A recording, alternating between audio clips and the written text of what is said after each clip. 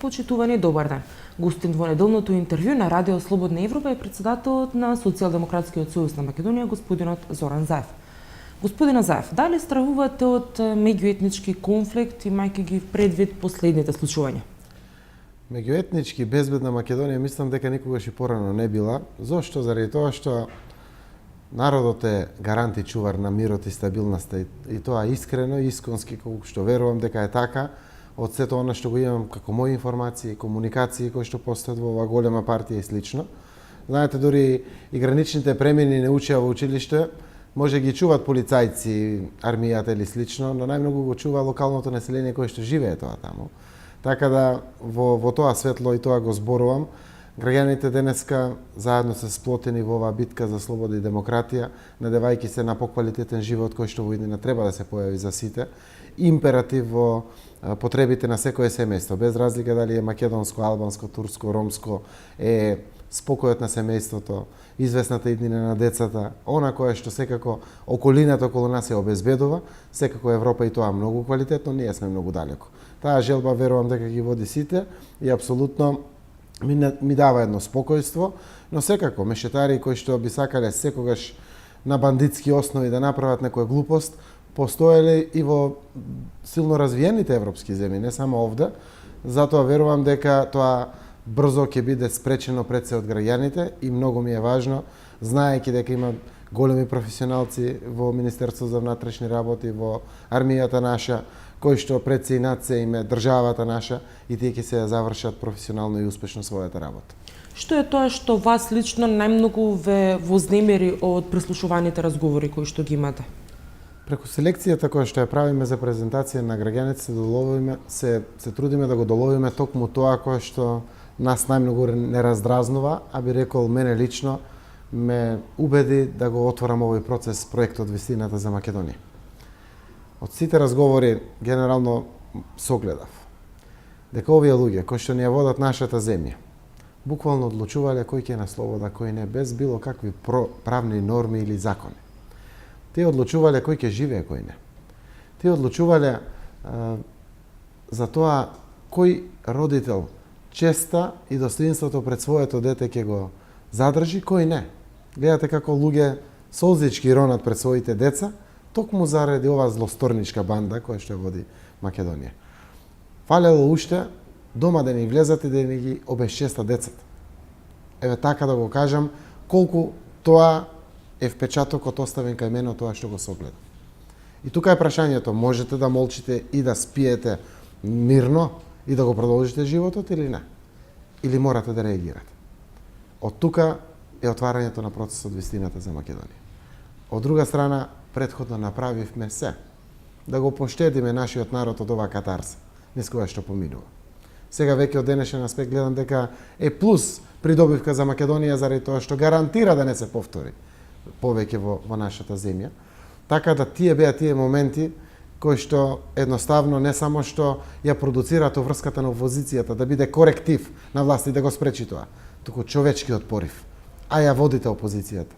Можете тоа да го направите и тргнувате. Тоа е тој момент. Ќе може ли накратко да наброите 3 работи по кои што СДСМ би се разликувала од владеачката партија ВМРО ДПМН доколку дојдете на власт? Транспарентност до безсвес, развластување со гаранции однапред пред избори од страна на нова влада која што би била водена од Социјалдемократскиот сојуз и човечност. Кои политики и мерки на актуелната влада ги оценувате како добри и би ги задржале во иднина? Делот на подршка кој што се дава директно кон граѓаните, кон населението, би задржале во еден значителен дел, но тоа би го направиле на искрени основи. Не знам, има подршка кон населението, делот на социјалниот аспект, делот на земјоделието, делот на многу моменти, но тоа не се прави на искрен аспект. Не е искрено кон земјоделците, ако давате субвенција, при тоа не се обидувате да имаат конечна цел и ефект за самите земјоделци, а со тоа и за државата. Туку го правите тоа на основа како социјална помош. Социјалните помошти не е во ред да бидат давани со 2.500-3.000 денари. Никој не живее. Ако го давате да го исполни ефектот за кој што постои. Ако помагате за развој на туризмот, Направете го тоа преку работниците, преку текстилните работници, преку рударите, преку било кој. Дајте го оној дел на помошта за да може да оди работникот на годишен одмор и помогнете ги туристичките капацитети во државата. Што со холанѓаните или со не знам кои што доаѓаат. Значи искрени мерки кои што ќе има трајна придобивка овде, тоа е тој момент кој што верувам дека треба да го направиме. Посебно нам ни приличи. Ние сме левичарите во ова општество. Ние сме социјалдемократите. Власта забега во својот популизам и заради тоа што тоа не го чувствува така како лево ориентираните партии, ги прават ваквите, би ги нарекол, провизорни, неуспешни проекти, кои што навидуме е окей, но без ефекти. Македонија стратегиски е насочена кон евроатлантските интеграции, но нема напредок во тоа поле. А во последно време е изложена и на зголемено руско влијание. Каков е вашиот став во врска со можноста за избор меѓу Западот и Русија? Граѓаните го кажуваат нашиот пат кон кој треба да се движиме. Преку 90% се за НАТО и Европската Унија. Секако треба да градиме пријателство и соработка со сите земји и со голема Русија. Лично водам општина која што е збратимена со една руска општина. Но апсолутно нашето место е во Европската Унија и НАТО и тука нема дилема. Она кое што власта го испраќа како многу двосмислени пораки во последно време е за дебела анализа. Значи, не можете само гасификацијата ќе ја земам како проект. Тргнавме со Јужен поток, сега сме со турскиот гасовод, бека е трансатлантик гасоводот кој што поминува на неколку километри од нашата граница во Грција и оди понатаму во Егејско море и кон Италија. Тоа не е про Русија или про Европа или САД. Тоа е алтернатива за нас. Но водејќи инаед и неприфаќањето на овој проект и неговото приклучување, само по себе кажува власта дека испраќа никакви пораки.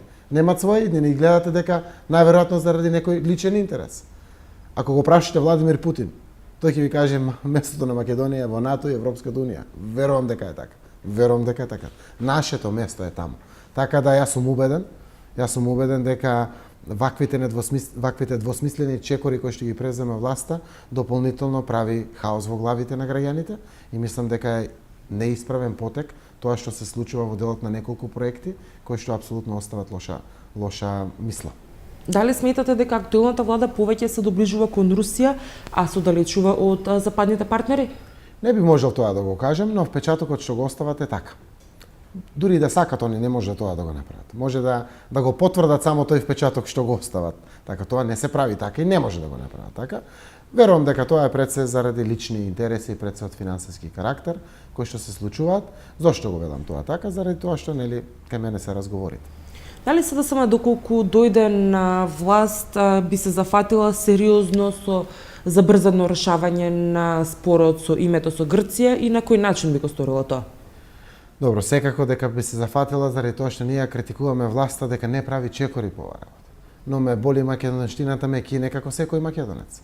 И апсолутно тоа ќе биде максимално внимателно, на транспарентен начин, кој што прво ќе изгради национален консензус, се надевам, ќе ја поставиме нашата црвена линија, транспарентно граѓаните да знаат. Сензитивните прашања тајно не се решаваат. Мора да ги споделите со граѓаните сите информации, сите можности, сите аспекти, сите опции, сите варијанти. При тоа, градите национален консензус за оваа прашање. Зошто? Што се крие тука? Што се крие? Аман, толку години штета врз државата е нерешениот спор. Што уште криеме? Ја знам зошто криел Груевски. Ќе го споделиме секој тоа со јавност. Но решението е пред се градење национален консензус, поставување на нашата црвена линија, искрен пристап кон сосед, на кој што ќе му се објасни докаде тоа ние може да одиме, докаде не. Зошто?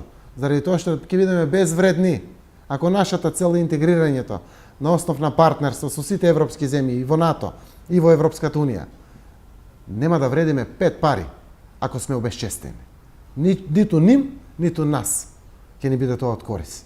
И затоа мора да се прават чекори. Проблемот беше овде што чекорите од нашата влада, која што ја води мојата земја, сиве овие години, беа чекори кон провоцирање на изнаоѓање, кон провоцирање на соседот, што доведе до неможност за диалог, не па на решение да се најде.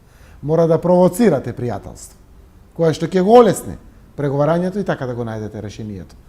Без идентитет, без основните белези, пасошот, уставот наш, каде што се дефинираме како македонци, македонски јазик, нашиот посебен дел од културата. Нема потреба од преговори, нема зошто да се договараме. Не вредиме, како што реков, пред никој. Ви благодарам за разговорот. Ви благодарам и на вас за честа што имав. Вам, почитувани, ви благодарам што уследевте неделното интервју на Радио Слободна Европа. Пријатно!